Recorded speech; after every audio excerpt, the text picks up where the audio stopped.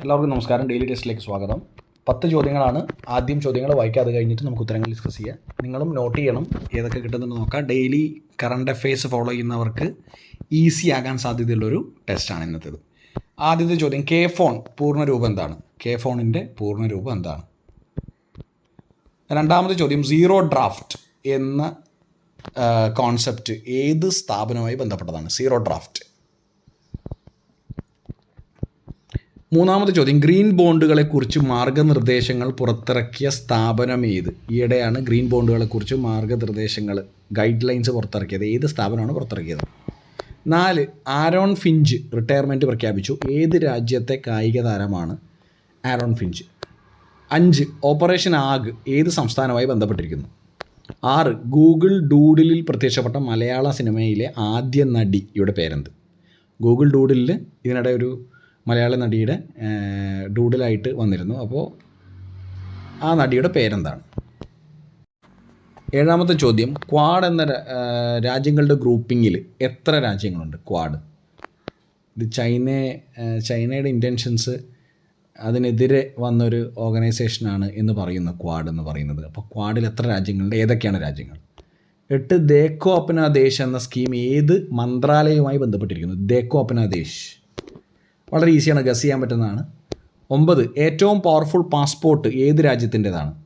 Henley passport index പ്രകാരം ഏറ്റവും powerful passport എന്ന് പറയുന്നത് ഏത് രാജ്യത്തിൻ്റെയാണ്? 10, 26ാം നാഷണൽ യൂത്ത് ഫെസ്റ്റിവൽ വേദി ഏത് സംസ്ഥാനമാണ്? 26ാം നാഷണൽ യൂത്ത് ഫെസ്റ്റിവലിൻ്റെ വേദി ഏതാണ്? ഇതാണ് 10 ചോദ്യങ്ങൾ. അപ്പോൾ നമുക്ക് ഉത്തരങ്ങൾ നോക്കാം. ആദ്യത്തെ ചോദ്യം, കെ ഫോൺ പൂർണ്ണരൂപം എന്താണ്? Kerala fibre optic network. കേരളത്തിലെ ബ്രോഡ്ബാൻഡ് കണക്ടിവിറ്റിയുമായി ബന്ധപ്പെട്ട സ്കീമാണിത്. കെ ഫോൺ അല്ലേ? Kerala fibre optic network.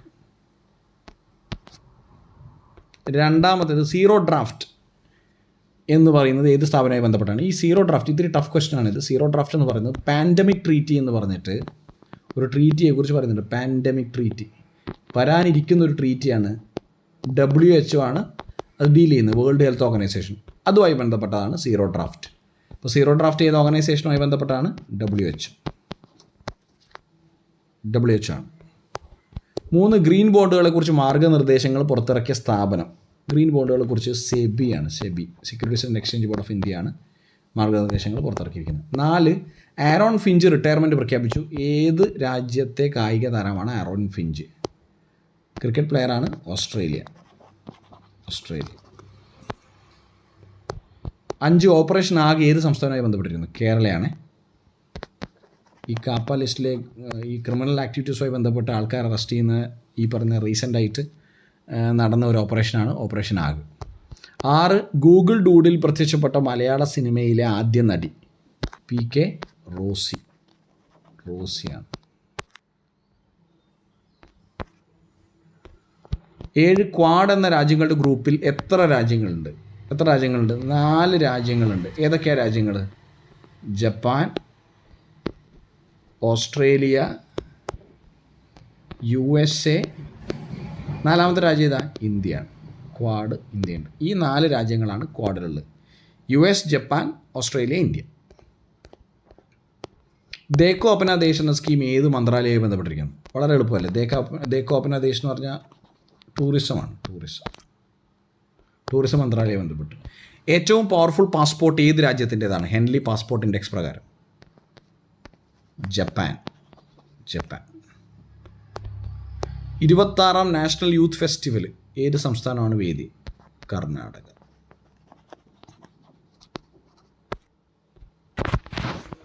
ഇന്നും എളുപ്പം തന്നെയാണ് ഇന്ന്, പക്ഷേ ഇത്തിരി ഈ പറഞ്ഞ കറണ്ട് അഫെയർസൊക്കെ 1-2 ചോദ്യങ്ങൾ കറണ്ട് അഫെയർസുമായി ബന്ധപ്പെട്ടതാണ്. അതുകൊണ്ട് ഇന്ന് കട്ട് ഓഫ് 6, 10-ൽ 6 ഇന്നത്തെ കട്ട് ഓഫ്.